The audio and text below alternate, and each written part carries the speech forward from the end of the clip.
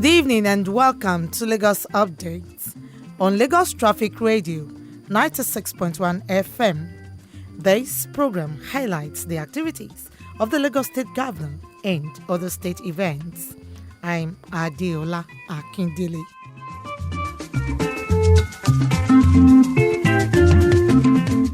In the highlights of the program today, Lagos State Government hosts Community Sensitization Empowerment Program. This and more after this time out.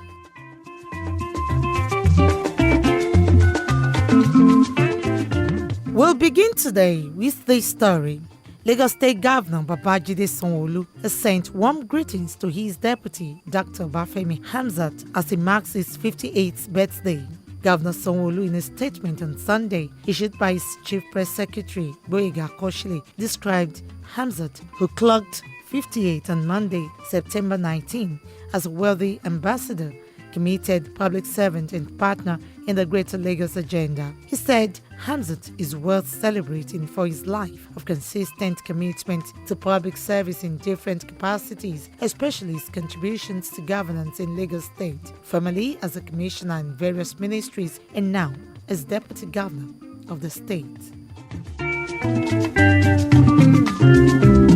On Tuesday, the Lagos State Government, through the Office of the First Lady, empowered 500 women and female youths as it held its fourth Community Sensitization and Empowerment Program. In her keynote address, Lagos State Governor BABAJIDE SANWO-OLU commended the Office of the First Lady for the initiative and continuous advocacy to tackle all forms of sexual and gender-based violence in the state. Governor SANWO-OLU, who was represented by the Secretary to the State Government, Folashade Jaji, urged the beneficiaries to make judicious use of the tools and equipment to start their businesses and live their lives with dignity.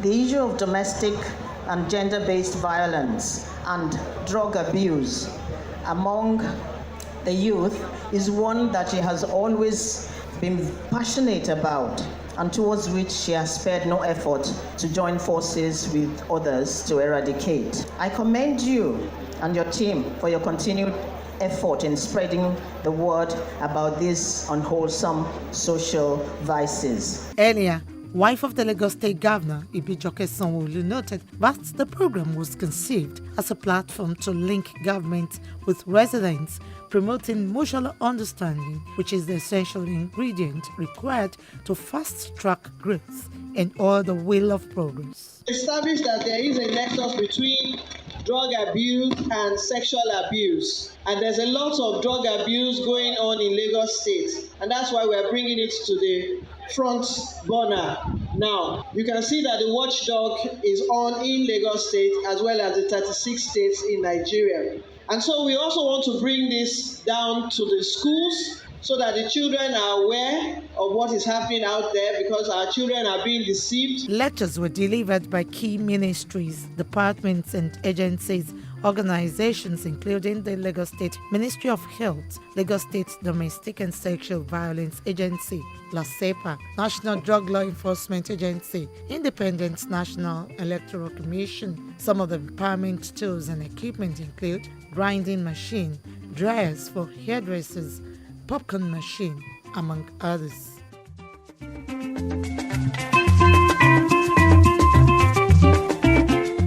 On Thursday, the Lagos State Government reassured residents of the timely completion of the Etiosa Lake Expressway with an advice to motorists to obey the traffic signs at the construction site. Special Advisor on Works and Infrastructure, Aramide Adeoye, who made the appeal after an inspection of the corridor, noted that attitudinal change on the part of motorists and commuters would help a great deal in bringing sanity to the road as construction intensifies on the 16-kilometer stretch phase 1 of the project from Eleko T Junction to Abraham Adesoya. Adeoye said the state government is aware of commuters and residents' pains, but is set to replicate the feat from phase 1, Eleko to Ekpe, which is 95% completed by delivering 1 kilometer per month on the 16 kilometers phase 2 from Eleko Junction to Abraham Adesoya. I think in all, I just want to reassure the citizenry. The government knows what they're doing. We feel the loss of manpower and the man-hours. School children, I get all of these complaints every day, every time. I see it on my phone. When they go to school, when they come, the last time they leave school, when they all get home, I get it. And even as a mother, you are concerned. And that's why we said we'll start from the Oyaya end. Let us attack that section, and then the contractor begins to work on stream. It's a mechanized process. There are more than enough equipment for the contractor. Averagely, at full throttle, they will deliver a kilometer every month. The chairman of Ibeju Lekki Local Council Development Area, Sheson Lowa, who commended the developmental strides of Governor Babajide SANWO-OLU's administration, said the council is doing everything possible to support the state government in ameliorating the hardship being faced as residents commute on the corridor. So we are very, very happy, and the people of Ibeju Lekki would also support every effort in this direction. Like I said, we're going to work closely with the contractor. We're going to work closely with the Ministry of Works to ensure that whatever challenges that might occur during the construction period, we're able to assist our people manage it during this period. The Chairman, Infrastructure Committee of the Lekki Estates Residents and Stakeholders Association, Sulaiman Bello, pledged continued collaboration with the state government to ensure coordinated traffic management on the Lekki Expressway corridor as the project progresses. Our role is to ensure that we get the best value, because at the end of the day, the money they are spending on this project belongs to you and I, so we must get the best value for all our residents and stakeholders. We tell our residents, we tell our stakeholders to calm down when they are on this construction stretch, because if we all behave ourselves when we get to this area, the road project will go very easily and seamlessly. And we also have a responsibility to protect the people who are working for the contractor. The thickness of the concrete expected on the road is 30 meters to extend its lifespan.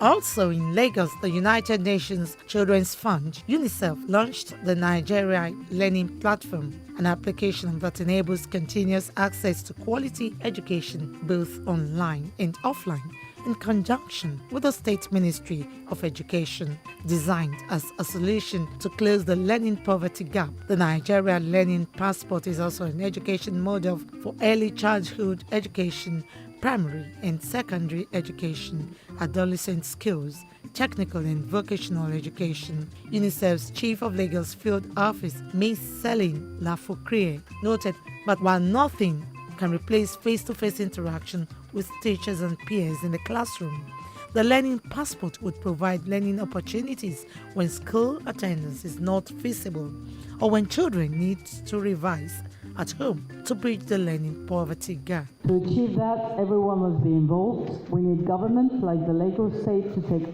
ownership, whilst UNICEF strongly commits to be by your side, engaging young people on Genuine Niger to leverage innovation, widen models of cooperation, and ensure that private sector collaboration is fully on board. In a keynote address, the State Commissioner for Education, Folashade Adefisayo, who appreciated UNICEF for the platform, explained that Lagos had been deploying technology to boost learning and school management both in schools and outside schools, especially hard-to-reach areas. I'm very hopeful that sustainability has been built into this particular project, and be assured that as a state, we are excited, we are willing, we'll work with you, and hope that you too will work with us to ensure that we build in sustainability. Earlier, in an address of welcome, the Permanent Secretary, Ministry of Education, Abayomi Abolaji, noted that the UNICEF app is complementing the learning modules implemented by the Lagos State government during the COVID-19 lockdown and enjoined all stakeholders to take the advantage. The ceremony was attended by parents, teachers and students from selected Lagos State schools who thrilled other attendees with a drama piece on the impact of the Nigeria Learning Passport.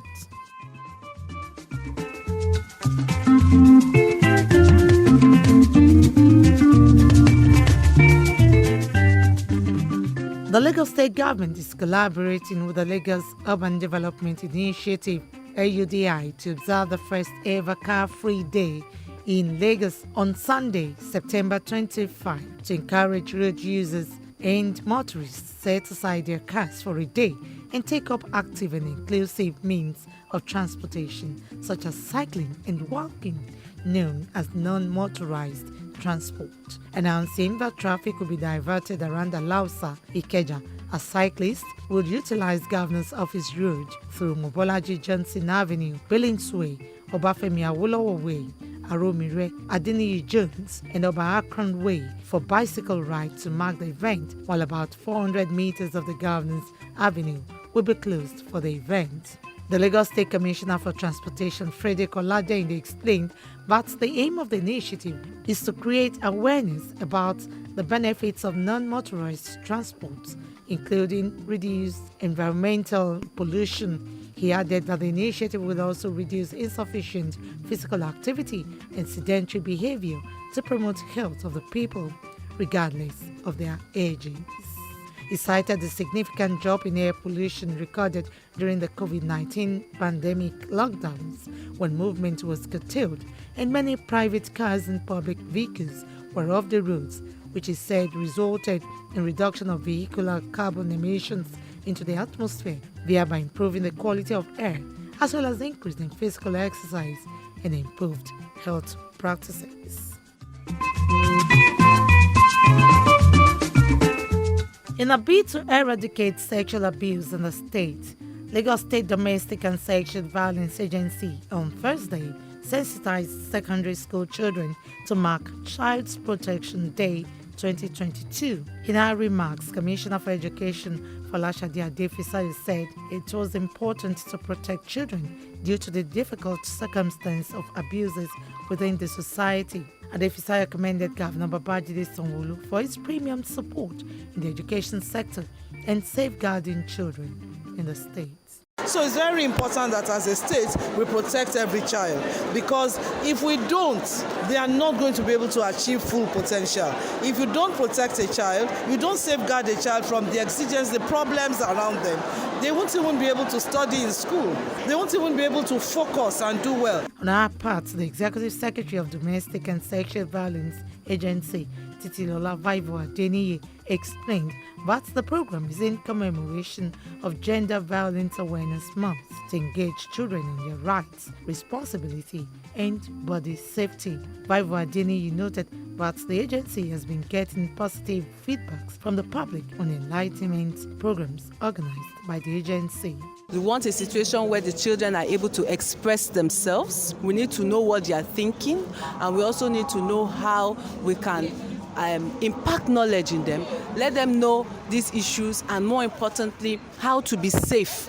Also speaking, the Director General of the Office of Education Quality Assurance, Abiola Seriki Ayeni, urged parents to continuously educate, sensitize, and monitor the general well-being of their children.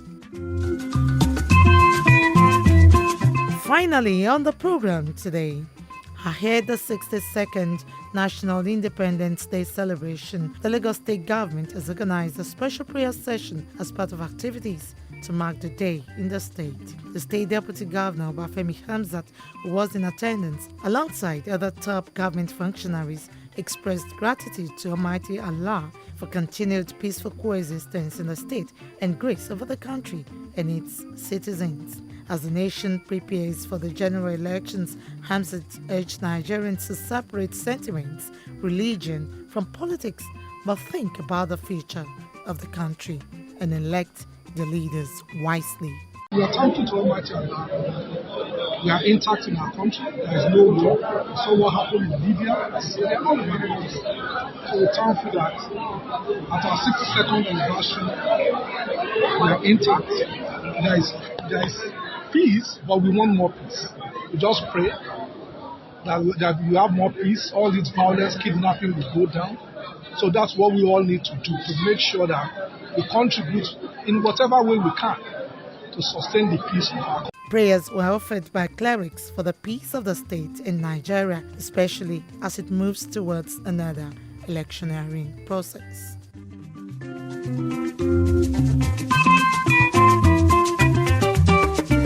And with that story, we conclude this week's edition of Lagos Update, a program that highlights the activities of the Lagos State Governor and other state events. You can listen to Lagos Traffic Radio on our website www.trafficradio961.ng and follow us on our various social media platforms: Twitter, Lagos Traffic 961, Instagram, Lagos Traffic Radio 961, Facebook, Lagos Traffic Radio 96.1 FM. On YouTube, subscribe to our channel, Lagos Traffic 961.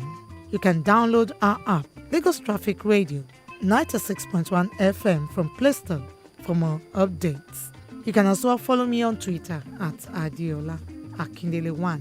Thanks to my producer, Babatunde Akinyemi, and studio engineer, Oyeshola Ola, with support from the social media team. The executive producer is Tayo Akunle. I'm Adiola Akindele. Next week is another date. Stay blessed and stay safe.